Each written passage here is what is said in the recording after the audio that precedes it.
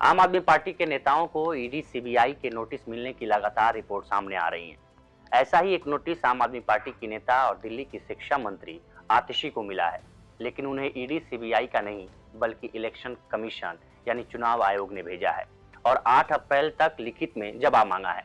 साथ ही आतिशी को हिदायत दी है कि लोकसभा चुनाव के मद्देनजर लगाई गई आचार संहिता के दौरान किसी अन्य राजनीतिक दल के खिलाफ अपुष्ट आरोप, गलत बयानबाजी और मतदाताओं को भ्रमित करने से बचना चाहिए।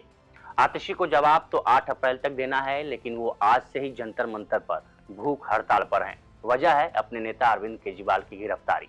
खुद आतिशी ने एक्स पर ट्वीट कर जानकारी दी है कि 7 अप्रैल को 25 राज्यों की राजधानी के पार्टी कार्यकर्ता उपवास रखेंगे।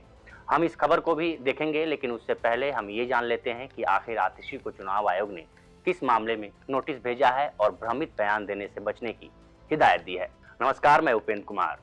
दरअसल 1 अप्रैल को कोर्ट में सुनवाई के दौरान अरविंद केजरीवाल ने कहा था कि विजय नायर, जो कि दिल्ली शराब नीति का साजिशकर्ताओं में से एक है, वो आतिशी और सौरभ भारद्वाज को रिपोर्ट करता है।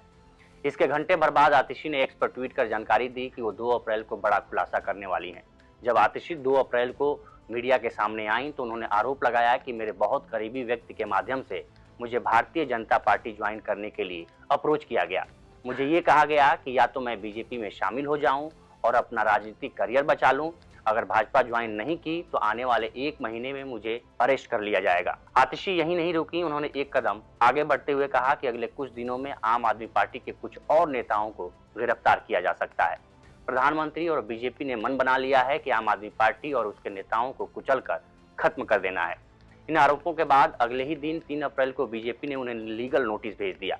दिल्ली बीजेपी के मीडिया विभाग की तरफ से आतिशी को मानहानि का नोटिस भेजा गया और कहा गया कि आतिशी ने बीजेपी कार्यकर्ताओं के मन को ठेस पहुंचाई है। बीजेपी ने नोटिस में पूछा कि आखिर आपसे किसने संपर्क किया, उसका कोई सबूत है तो जमा करवाइए। आपसे फोन पर संपर्क किया गया या व्यक्तिगत रूप से, इसकी भी जानकारी दीजिए।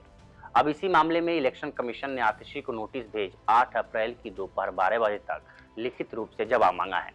इस पर आतिशी ने कहा है कि मैं चुनाव आयोग से पूछना चाहती हूं कि क्या आप बीजेपी का संगठन बन गए हैं? कांग्रेस का बैंक अकाउंट फ्रीज किया जाता है तो नोटिस जारी नहीं होता है। चुनाव आयोग की आंखों के सामने केंद्र सरकार सीबीआई, ईडी का मिसयूज कर रही है। चुनाव की घोषणा के बाद आपके विधायक के घर रेड होती है, आप मिलने का टाइम मांगती है तो उसे मिलने का टाइम नहीं दिया जाता है।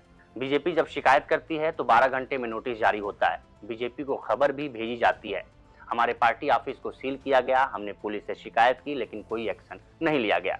दिल्ली में बीजेपी द्वारा होर्डिंग की हमने शिकायत की, लेकिन बीजेपी को कोई नोटिस जारी नहीं किया गया। आज चुनाव आयोग से अपील करती हूं कि बीजेपी और केंद्र सरकार के सामने नतमस्तक न हो।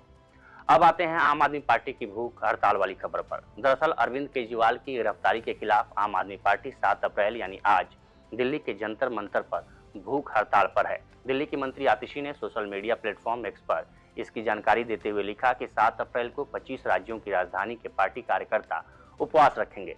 दिल्ली के जंतर मंतर पर पार्टी के कार्यक्रम की तैयारी पूरी हो चुकी है। ये स्टोरी आपको कैसी लगी हमें कमेंट सेक्शन में जरूर बताएं। बाकी देश दुनिया की तमाम खबरों के लिए बने रहिए लोकमत हिंदी के साथ। नमस्कार।